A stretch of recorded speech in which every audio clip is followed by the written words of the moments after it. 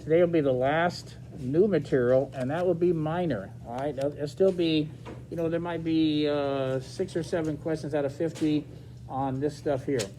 So the bulk of the chapter has already been done over and over, and the horse cart problem is finished. And anyways, take a look right here. I've shown this probably every day, and this is that whole chapter. This whole chapter is right here, except for the horse cart problem, and we did that. So take a look at that and just use that as your guide and say, if I were to reread that, do I understand what that means? So anyway, I will be tomorrow after school, and how about lunch also? I'll be here tomorrow at lunch and after school for anybody who would like to have a help session and say, I just want to go over this. I didn't quite get the grade I wanted the last time, and I'll be a little bit more ready. So we'll finish everything we need to finish today, and then I'll even review it a little bit tomorrow. I got that? So we'll review everything tomorrow. So besides chapter 7, there are things that go along with this that I always combine with it.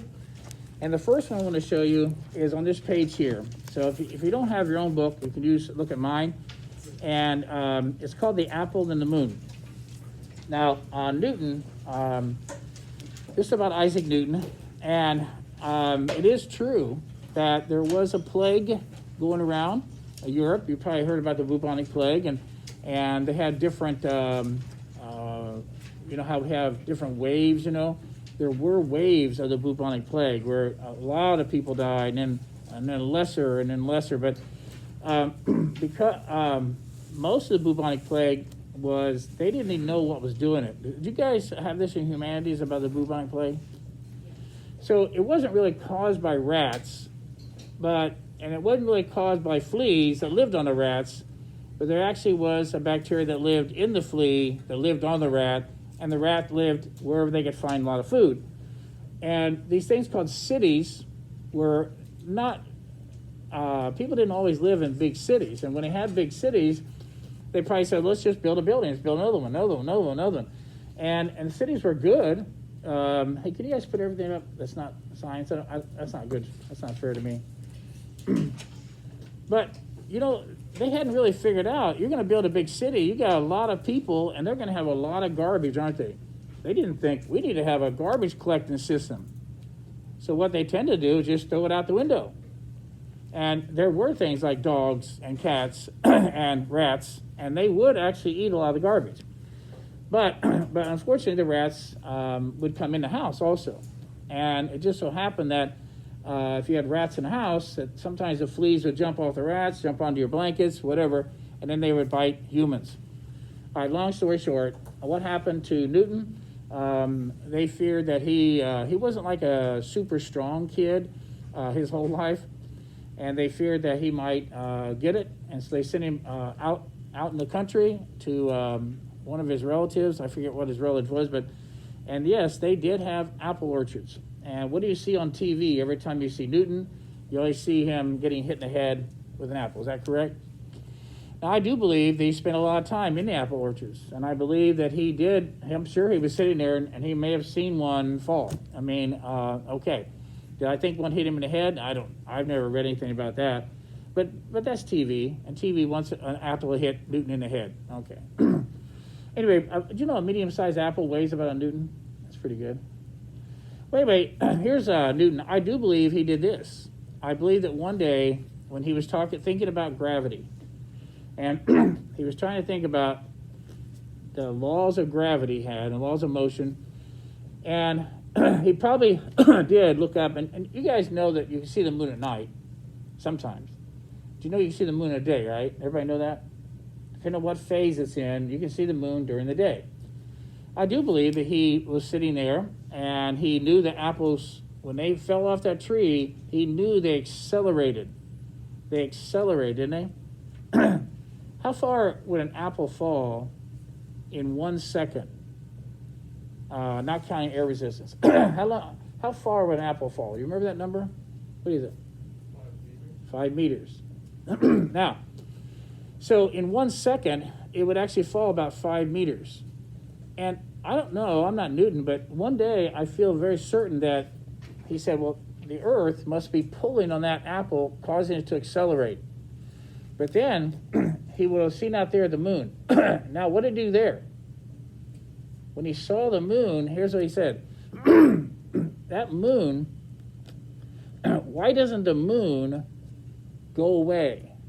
Why doesn't the moon just keep going out into space and leave the earth?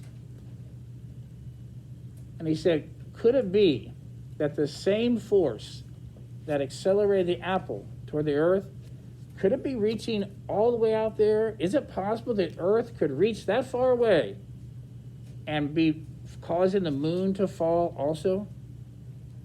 The apple fell and accelerated. Could the moon be accelerating toward the earth? And then he started doing some mathematics. This is called the apple and the moon, okay? Classic, very classic physics. All right, so here's the moon, and the earth is pulling on the moon, and the moon is pulling on the earth. Is that correct? Everybody get that? That's pretty easy. So why doesn't the moon come closer to the earth? Why doesn't the moon come closer to the earth? Oh, you already know. Okay, yeah, go ahead.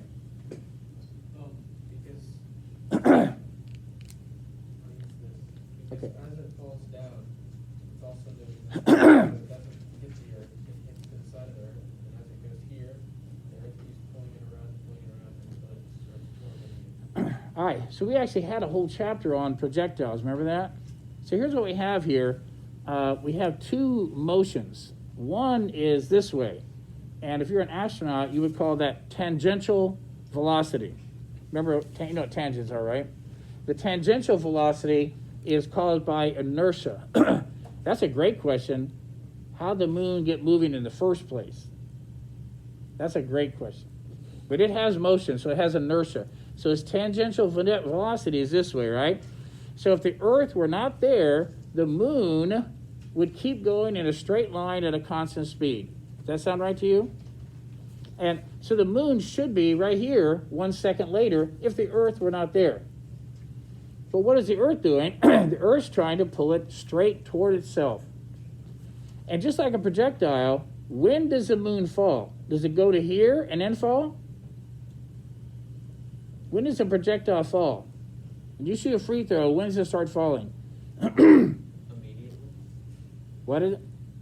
Or, I guess, when it reaches its peak volt, or like, I don't know. Okay, that's Monday, isn't it? When as soon as it comes out of the hand, as soon as it comes out of your hand, what's it going to do? What's the earth do to it? You're shooting like that, right? And it's actually has a velocity this way and that way, doesn't it? What does the earth do immediately as soon as it leaves your hand? It says, you know that speed there? I'm going to cut that down.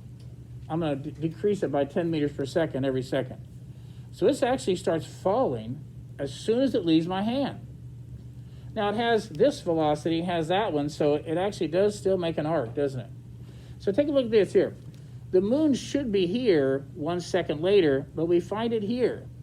Now, would this be 5 meters? And that's what's interesting. Would that be 5 meters?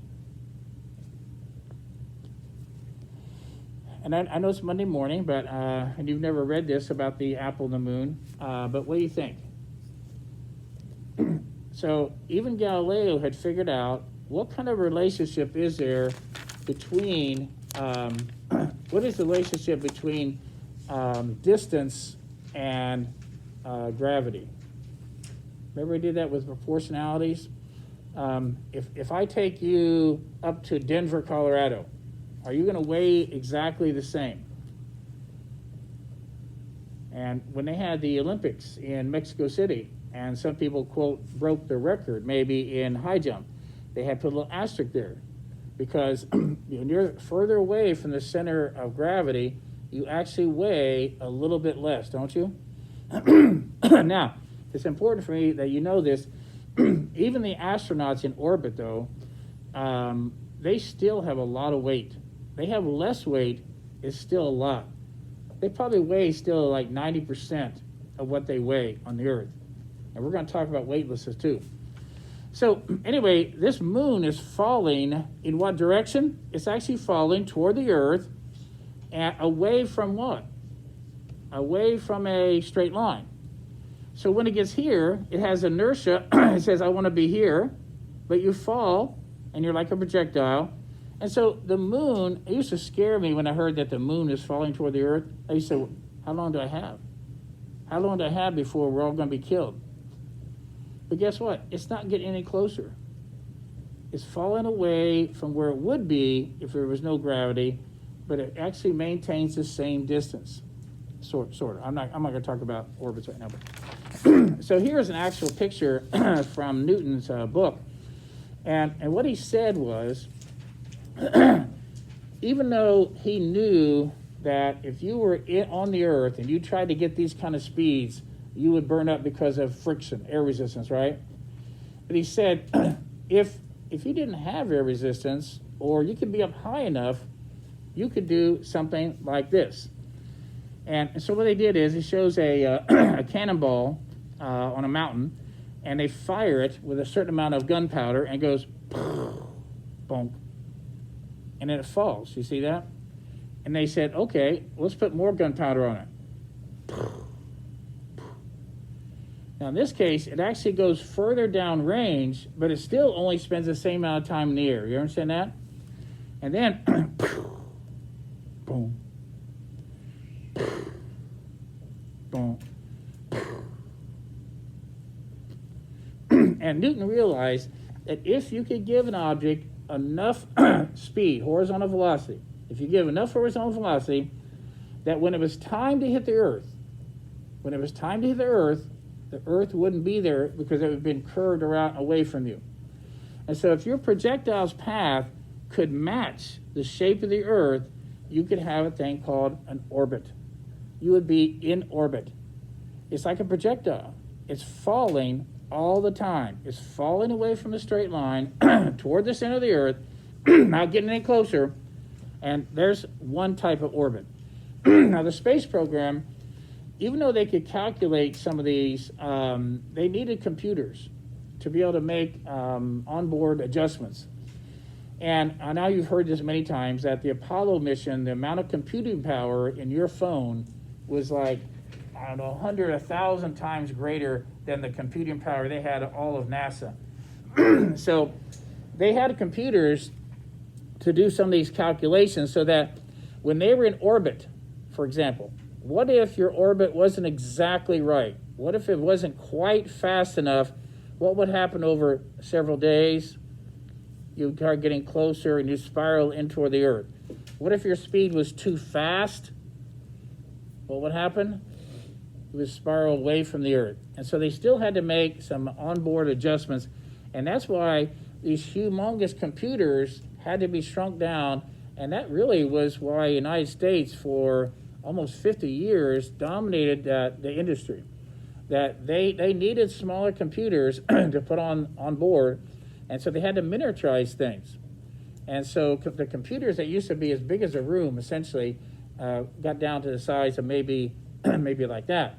And then the computers would help them make adjustments, like how many seconds do I burn the rocket engines? And hey, we're losing, our orbit is decaying. All right, give it a little bump here. See, then you start going back out and like that. Right now, the Skylab, everybody know about Skylab, space station? Okay, the space station's been up there for years and years. And they still have to make minor adjustments because it's not a perfect orbit. It's good, it's pretty good, but they might notice that, hey, over the last year, we're about 100 feet closer to the Earth than we used to be. Let's make an adjustment. Let's make a little burn, and let's get up here to a little bit higher orbit like that. And it is hard to maintain a perfect orbit like that. I sometimes think about the moon. If you're on the moon, there's no atmosphere, so you don't have to worry about air resistance. But if you were to take something on the moon and, like a gun, if you were to fire an object like a cannonball, it could, if there were no mountains in the way, you could have a very low orbit. You could have one that maybe it's only 50 feet in the air, or maybe 10 feet in the air, as long as it didn't hit anything that went around. And you'd have to have a little alarm set, that cannonball's coming back, because it's going to be coming back. So it's going to eat. I don't think I understood this when I was your age for sure. I liked rockets. I liked NASA. I liked everything about space, but I didn't really understand Newton's laws. I didn't understand what a projectile was, and so I'm hoping you guys will. I'm going to go back to my original question, though. The apple is essentially how many Earth radii away from the center of the Earth? Only one. It's essentially one Earth radius away, and it has a certain weight, doesn't it? And that weight will cause it to accelerate at about 9.8 meters per second squared. Okay, so Newton says, what about the moon? And even back in the Greeks, even the Greeks knew that how far the moon was from the Earth. They actually used, triangles, trigonometry. And we knew that, it says here, an apple falls 5 meters during the first second of fall when it's near the Earth's surface. Newton asked, how far would the moon fall when it's 60 times greater? Wait. Now, what it is called an inverse square proportionality. So, he wouldn't expect the moon to fall 5 meters in 1 second, because it's so much further from the Earth, isn't it? So it's actually 60 Earth radii away. Now, if you take that and square it, you'll say, well, the pull of the Earth should be 1/60th squared as much. And so he calculates, and this is what he did. He calculated that the moon, every second, the moon falls toward the Earth. It's not getting closer. It falls away from a straight line 1/20th of an inch. And so he actually proved, his mathematics proved that the Earth's pull on the apple, it's the same force that's pulling on the moon. That's why the moon doesn't go away. That's why the moon stays in orbit. It's being accelerated toward the Earth away from a straight line by about 1/20th of an inch. And by the way, that's about 1.4 millimeters. There you go. It's hard to believe that that's his calculation. Again, one more time, because the moon is 60 times further away, the weight, the pull of the Earth is going to be not 1/60th, but 1/60th squared as much. And so that's how he figured that out. And I thought that's pretty amazing. It's called the apple and the moon. I want to show you that. Here's this person who, I can't remember the exact age. He was either 27 or 28 when he came up with this. Now, he's already done a lot of good things. He's already done optics. He's already done, he's been knighted. He's been, then he used the laws of motion. And he did lots and lots of things, Newton did. And then this one will surprise you a little bit. This one is called the universal law of gravitation. Now, I can't believe that a human said, I'm ready to declare the mathematics of the force of attraction between any two particles in the universe. If it's an atom over here and an atom over here, I'll do it. If it's a sun right here and a planet right here, I'll tell you how much attraction there is. To say I'm going to make a universal mathematical equation for gravitation, unreal. Yes? So, the amount of gravitational pull that an object has on something else is determined by its mass, correct? And that's what I'm getting to. It's not just mass. It's mass and distance. Right. So, say you bored a hole in the Earth. We're getting there. And you're, I don't know, like maybe halfway to the center of the Earth. Yeah. Because a large amount of Earth's mass is above you, not just below. And below, and to their left and right. Would the gravitational force keep getting stronger as you went towards the center, or would it? Okay. If you'll wait about less than 5 minutes, I'll show you a picture in a book, and we'll answer that question. How about that? Just give me a little bit of time on that. Take a look at this equation. Now, you know what little g is, right? Little g is Earth's gravitational constant. Or I could have a little g for another planet, or the little g for the moon, couldn't I? That's the planet's gravitational constant. But what is this here? That's not little g, it's what? Big G. Now, that's a number. The only thing, the good news about a constant is it's constant And he thinks it's constant for the whole universe. But let's take a look at everything that's not a constant. Now, I don't mind, when I originally taught proportionalities, I took all the fractions out, and we can look at it like this, and here's what you can tell me right now. The force of attraction between any two particles in gravity, the force of attraction between those particles is directly proportional to the first mass. If you keep everything the same and double that mass, the attraction will be doubled. What about this? The force of attraction is directly proportional to the mass of the second object. Keep everything else the same. Double. What if you were to double this mass and double that mass? Then that would be 4 times greater, wouldn't it? Or you'll read some books that says the force of gravity is directly proportional to the product of the masses. Wouldn't these two numbers multiplied together give you some number? So if you were to take the mass of the Earth and the mass of the Moon, multiply them, you would have a certain amount of force of attraction between them. But what if you replace the Moon with something that was bigger, maybe twice as big? Then the force of attraction would be twice as much. See that? And I think you can figure that out. Now, by putting this over here, what is the relationship between the distance between their centers and the force of attraction? Tell me if you know about proportionalities here. If you saw this in proportionalities, let's say that's all constant, okay? What would you call that? Ryan, help me out. You had a lot of questions. I have a question for you. How is D and F, how are they related proportionally?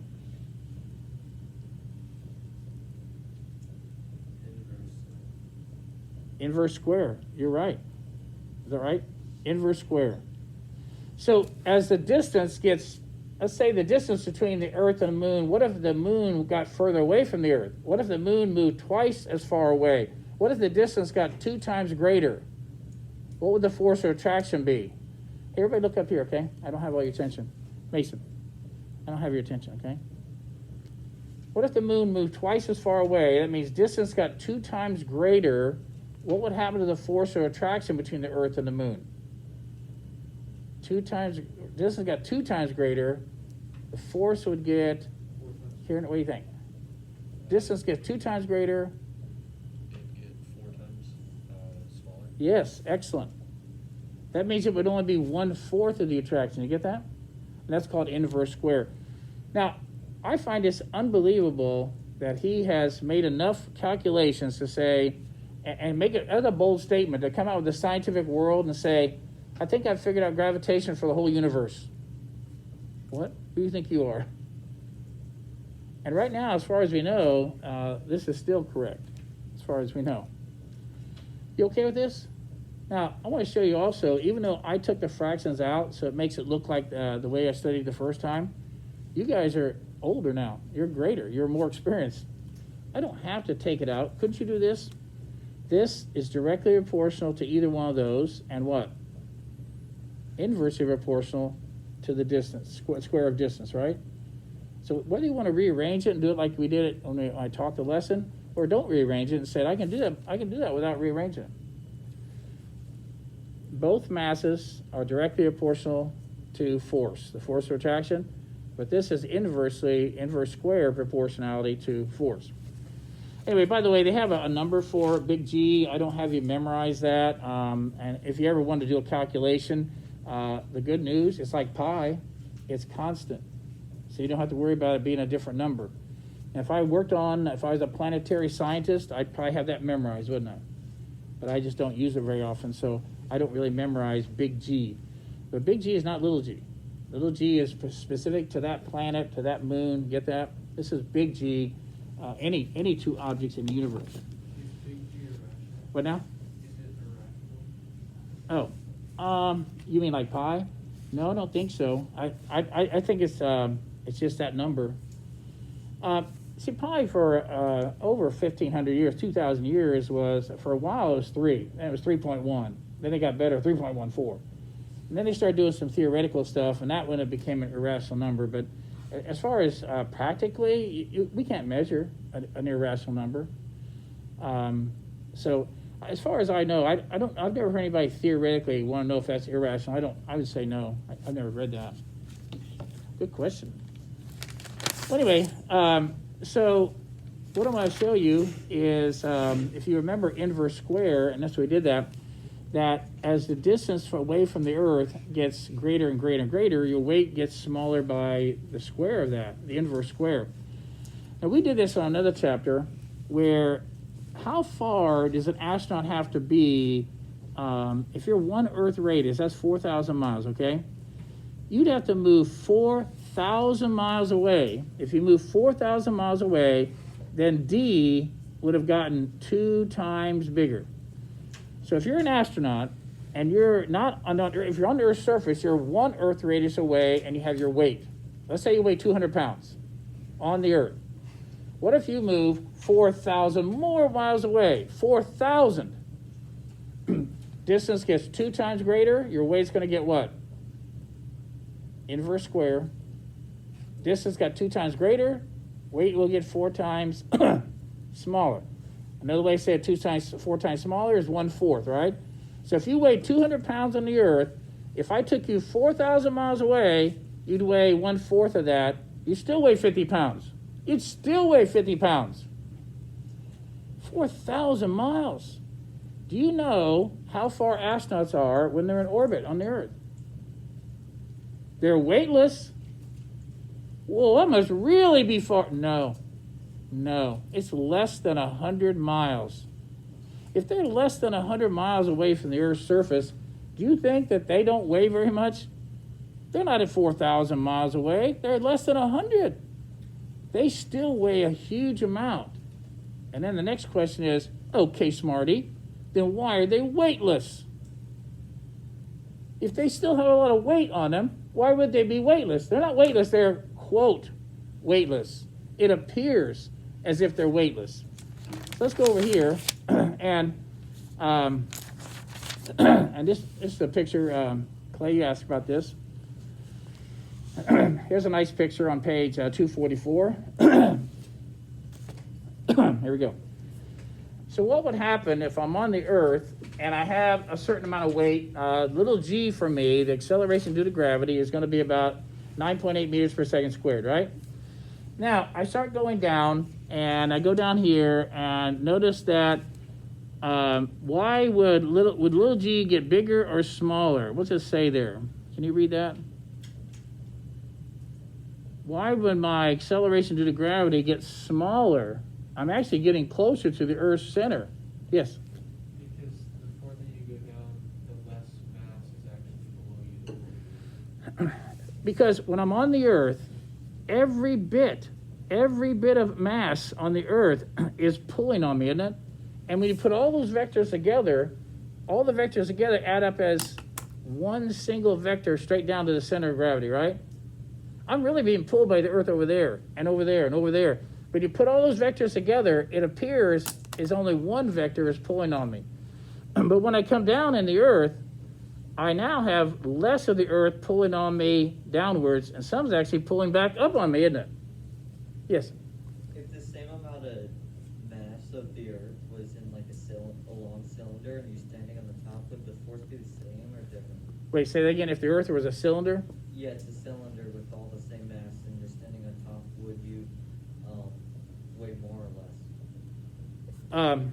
You still weigh the same. If the mass of the cylinder were the same as the mass of the Earth, even all those vectors would add up as a single vector. So I would still weigh the same on a cylinder. It just so happens that, for example, when I pull this way and I pull this way, when I pull you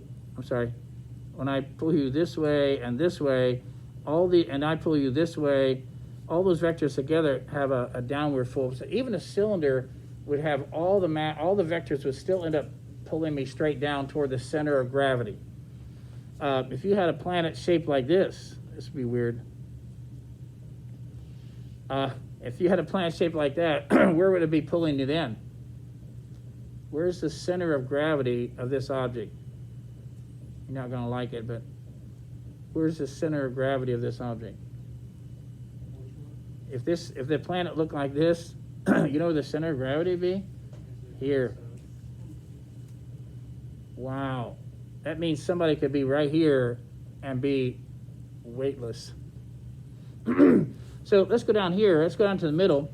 If we go down to the middle of the Earth, and again, at this point we can't do that, but maybe some other planets we could. Other planets that didn't have a molten core, and other planets are kind of like, nothing hot down there. Maybe we could drill a hole all the way through it. That'd be kind of neat. Anyway, so what would happen is when you reach the center, you would have forces that would cancel each other out, and you'd have no acceleration to gravity. You would actually have no weight in the center of Earth. So if we had a little moon or something like that, and we could drill a hole in it, and I said, who wants to be the first one to jump down that hole? Okay, I'll try it. Here's what would happen. You would accelerate the greatest amount here, less, but still going faster, faster, faster. You'd overshoot the center, and then whoa, boing. And you would eventually end up in the middle. But it'd be like a bungee, like that. So anyway, it's kind of neat to think about that. We don't have that situation right now. We don't have a planet or a moon we can drill a hole in. But it's good thinking, isn't it? I think it's pretty good thinking. And then the last thing I want to show you is, let's do the orbit one more time again. I had to take this question off. I had mentioned it before, but I didn't really teach it completely. So I took that question off the last test. So maybe I'll put it back on this one. If you were on an elevator, and I'll even give some extra credit points for this. If you can find a building that has at least 10 stories in it and has an elevator, and I know it's going to be weird to carry a bathroom scale with you, but what I'd like you to do is you take a bathroom scale and you have your camera and you have somebody else push the button and say, ready, go. And you say, ready, go. And then I want to see the digital numbers on the bathroom scale as you go up. Then you're up here, you do the same thing, take another picture on the way down. All right, you see that? Do you think the bathroom scale will read different numbers? It's interesting, okay? So if you want to do that for extra credit, I would take that video as an extra credit. It's kind of fun. You can put the bathroom scale in a bag. People don't have to know what you're doing. But I'd try to find a building that has about 10 stories, and even if it only had 5 stories, I think you could still do it. Hopefully, it'd be neat to watch you go all the way down, and then go all the way up, and then make a little paragraph, a little conclusion. What do you think happened? Okay. So let's take a look at this. Right now, this person's at equilibrium, isn't he? That means that the Earth's pulling down, but the elevator is pulling up. Okay, I got it. So what would happen if the elevator starts going up? What should happen? Right now, you're at equilibrium, right? This force here, the elevator, Earth pulling you down, elevator pulling you up, that's normal force. Those are balanced on each other. But what would happen if you go up? The motor of the elevator would be adding another force to you. Besides your normal force, it'd be adding another force to you, and you would have to counteract that. Not counteract it, but you can't help it, but your body's going to push down harder. So the scale should go up briefly until you start going at a constant speed. And then what happens if you fall? Well, then you have...